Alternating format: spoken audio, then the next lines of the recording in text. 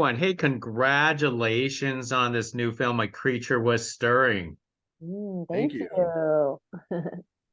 So let's hear it first about what initially drew you to this project. I'll start with Damien since he directed the film. Well, I accept cold submissions of screenplays on my company website, and this was one of them. And I was reading it on a plane, and I turned to my wife and I said, "This is one of the greatest horror screenplays I've ever read." And it's because I love character-driven horror. I love rich, deep characters. I love a story that's about something more than just blood and gore, but it actually has a message. There's philosophy in it. There's religious debate. It's got some real meat in it, and I just really love that. And then in addition, it's got this incredible monster that we're able to create practically. So it checked all the boxes for me. And then Shannon's writing was so phenomenal. Had such a unique voice. There was nothing about this that I didn't like.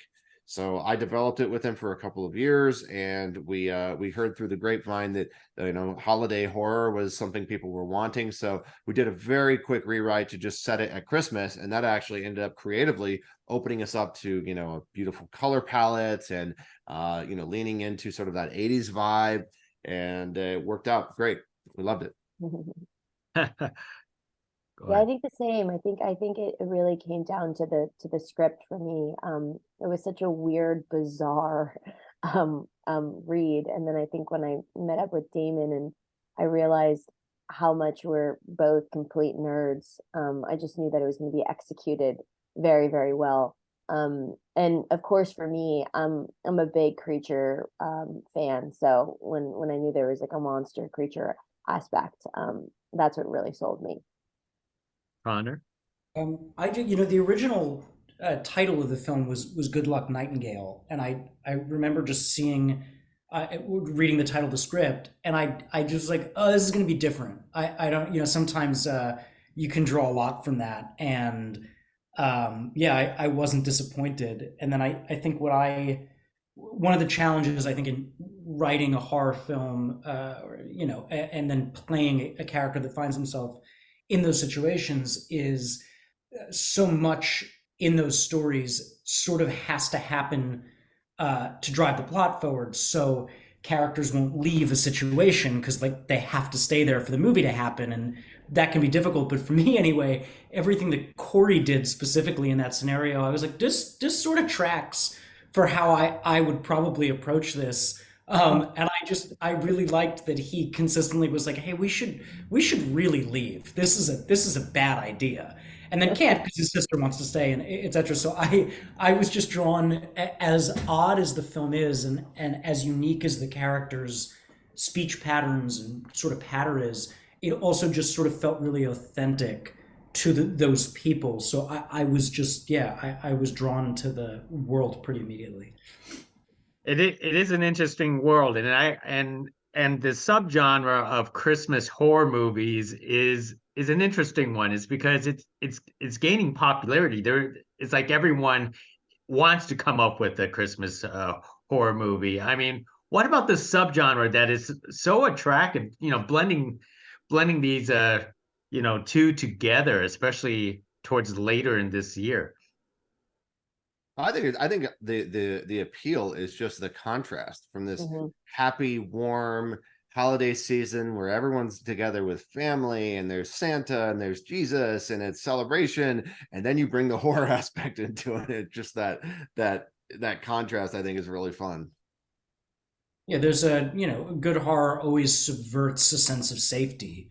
And, the holidays feel safe for a lot of people. But then at the same time, there's the real true underbelly, which the film explores, where for a lot of people, family is not a safe place at all.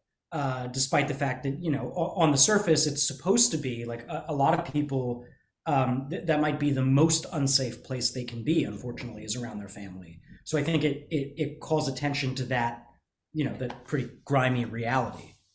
Mhm. I'm sure a lot of people can relate to. I freak out during the holidays. I hate that. I'm like it brings out weird vibes in people.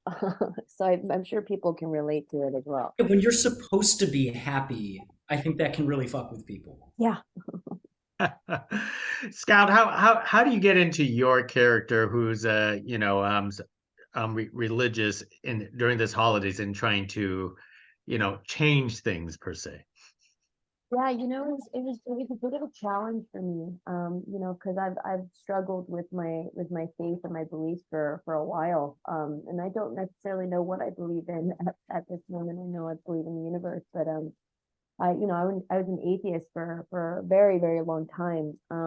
So I have to do a lot of digging into my past and my family and everything.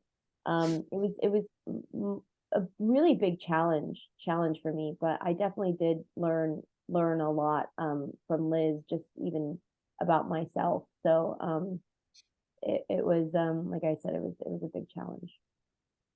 Absolutely. And Connor, what was it a challenge for you to to what to limping around to being a love interest to Chrissy in a film No, like that? Chrissy's hot. Yeah, that was easy, Chrissy's such a lovely human being, and like she just talk about generosity, and the way that she was with Scout and I and Annalise offset. She opened her home to us. Like she's just a really she's a beautiful person. So she was super easy to get along with, and doesn't hurt that she's extremely talented.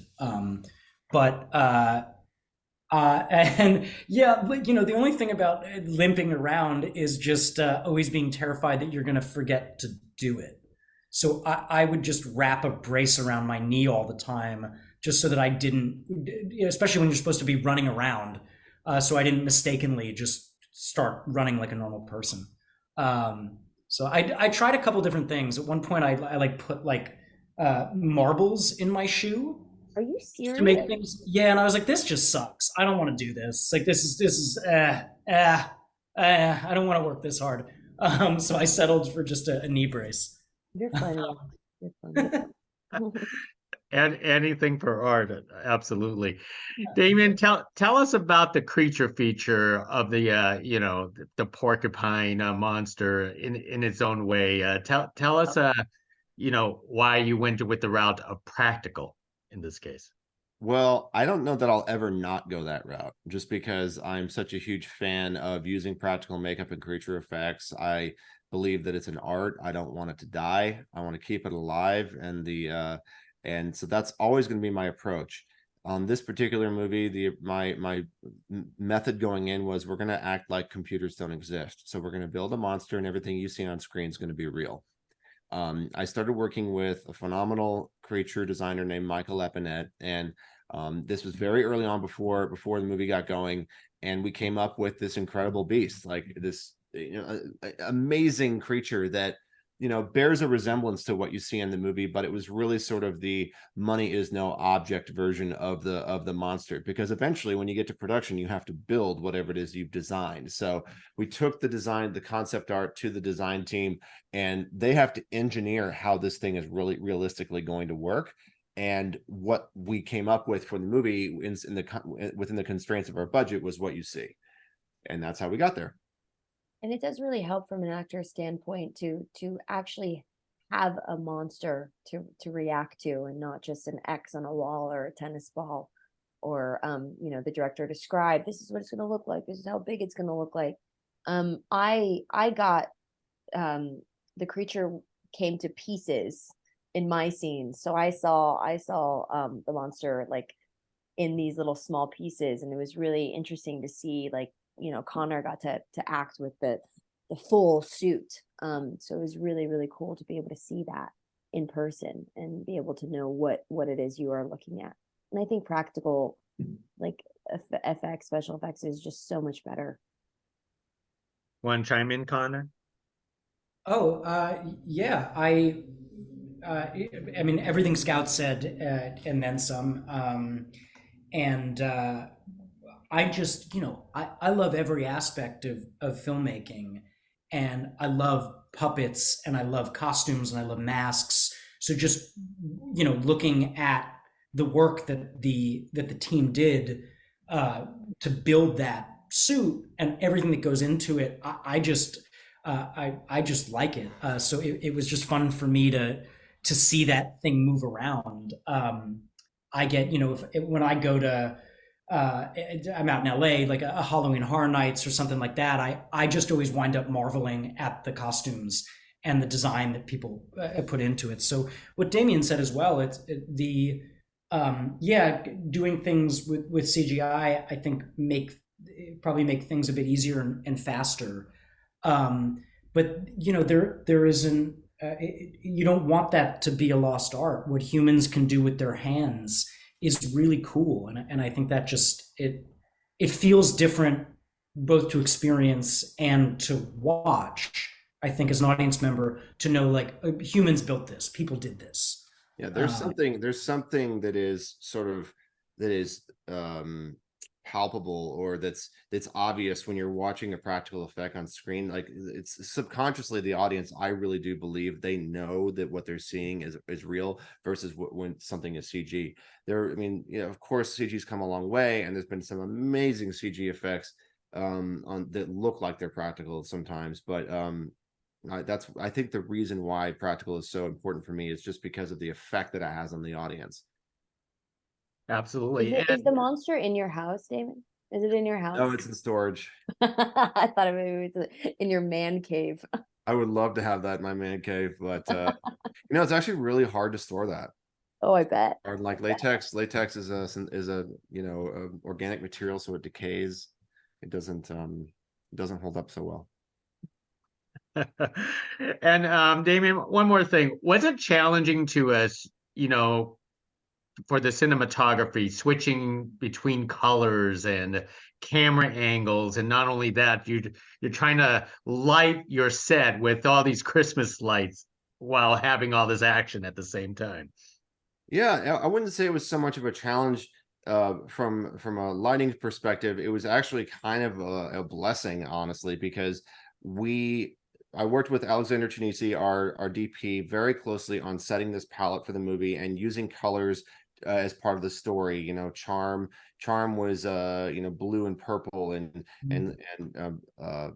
Liz was greens and magentas, and this all tied into obviously a Christmas theme, but also it allowed us to really go big in terms of the saturated different colors. In fact, Alex had on the monitor on the camera a little note that said "fuck rules, take risks," and I really liked that, because it really just spoke to like the approach that we had for this movie. It's like, let's be bold, let's not follow the rules, let's do everything that you're not supposed to do, and that's what we came up with. It was fun.